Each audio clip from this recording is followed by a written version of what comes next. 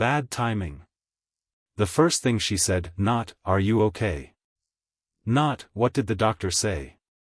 Just, bad timing that I just told the table my biopsy results. Stage 2. Treatable, the doctor said, if we moved fast. Surgery in 3 weeks. Kayla set her fork down like the news had personally inconvenienced her schedule.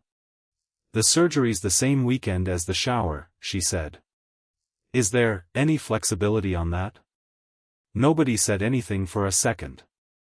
Derek looked at his plate. My son. Grown man, 36 years old, looking at a plate of pot roast like it might answer for him. Kayla, I said, it's not really the kind of thing you reschedule around a party.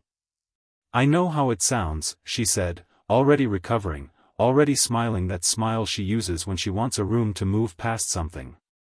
I just mean, we've had this shower planned for months. Families flying in. I just want to know what we're working with. What we're working with. Like I was a vendor who'd double-booked her. I told her I'd let her know once I had the actual date locked in. I didn't say anything else. Some things you let sit instead of poking at right away. That night, lying in bed, I kept turning the moment over. Not the words exactly. The order of them. Bad timing came before "Are you okay?" That tells you something about a person, the order things come out in. That I didn't say anything to Derek about it the next day. Or the day after. That I noticed things instead, small things. Kayla had started asking Derek questions at dinner that had nothing to do with a shower. Questions about the shop. About what happens to your dad's half if things ever changed. She'd frame it careful, casual, like she was just thinking out loud. Not that anything's going to happen, she said once, catching me hearing her. I just think it's smart to know where things stand. Legally. Legally. I ran, mostly, these days, a furniture restoration business out of a converted garage on Fenwick Street. Derek's been my partner in it for 6 years. Never on paper, not really. A handshake, some tax filings that lumped us together, nothing that would hold up if anybody ever needed it to. I'd never thought that mattered. Derek was my son. What was mine was going to be his eventually anyway. I started thinking about that word. Eventually. 3 days before my pre-op appointment, I found out something else. Small thing. I was digging through my desk for an old insurance card and found the paperwork from years back, the one where I'd listed Derek as my medical decision-maker if I couldn't speak for myself. Standard thing. Everybody does it. I hadn't thought about that document in probably a decade. I sat there holding it a long minute, not because Derek was a bad choice. Because I suddenly wasn't sure whose voice would actually be in that room when decisions got made. His, or hers, standing behind him the way she stands behind most conversations that matter in that house. I didn't say anything to anyone yet. I just sat with it. The shower came up again at dinner that Sunday.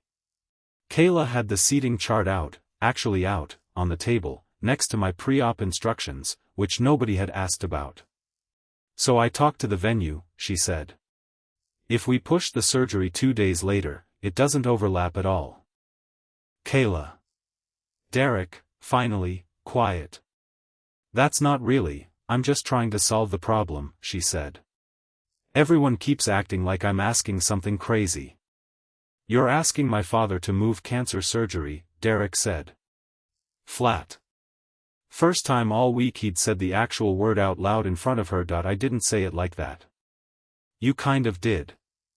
I watched them go back and forth a minute, and I didn't jump in. I was watching something else. I was watching my son defend me, finally, a little late, a little quiet, but he did it. And I was watching her face when he did, not embarrassed, exactly. More like recalculating that I didn't move the surgery. I also didn't say another word about the shower, or the seating chart, or any of it. What I did, 2 days later, was call Ellen. She's handled things for me a long time. Will, the shop's original filings, Diane's estate years back after my wife passed. I told her everything, the bad timing comment, the business questions dressed up as casual, the medical directive I hadn't touched since Derek was in his 20s. Walter, she said, none of what you're describing is illegal, or even necessarily malicious. But I hear what you're actually asking me, and it's a fair thing to want cleared up before you go under anesthesia in 3 weeks. What am I actually asking you? You want to know that the people making decisions for you, medical or otherwise, are the people you actually trust to make them. Not the people who happen to be in the room. That was it exactly. She'd said it cleaner than I could have. We spent that whole session going through 2 things.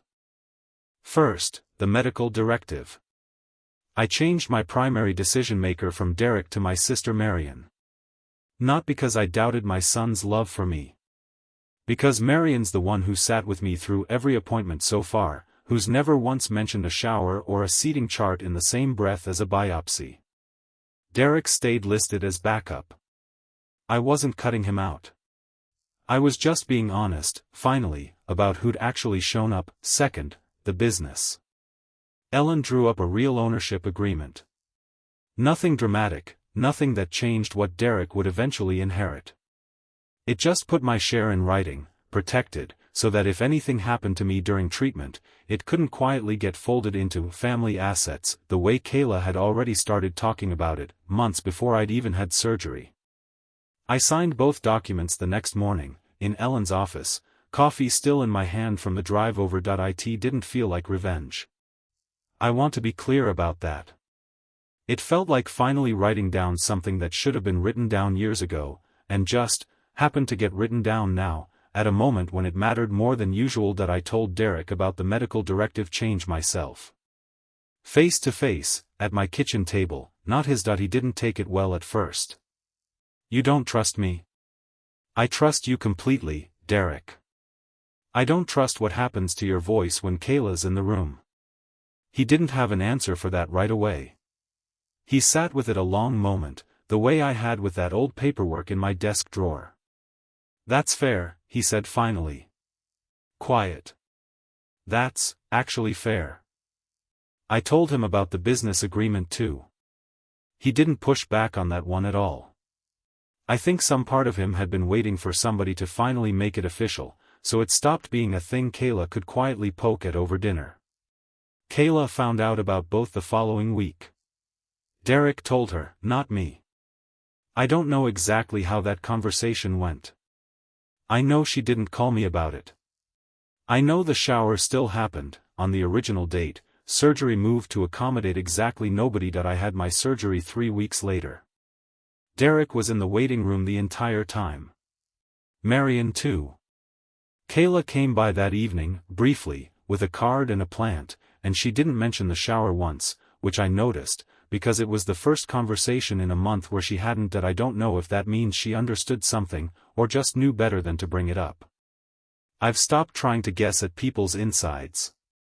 I only get to see what they do. 6 months out now. Clean scans, so far. The shop's still running, my name's still on it, properly this time, in writing, the way it should have been from the start. Derek and I are closer than we've been in years, honestly. Funny how almost losing something clarifies who actually shows up for you. Kayla and I are civil. She had the baby in the spring, a girl, and I go over sometimes on Sundays, same as always. We don't talk about that dinner. I don't think we ever will. I don't regret signing those papers. I regret it took a diagnosis to make me finally ask the question I should have asked years earlier, not who loves me, because I never doubted that. But who actually shows up when it costs them something to do it. That's the only signature that ever really mattered. If this one hit close to home for you, hit that like button, subscribe for more real stories like this, and let me know. In the comments, would you have signed those papers, or given everyone the benefit of the doubt a little longer? I'll see you in the next one.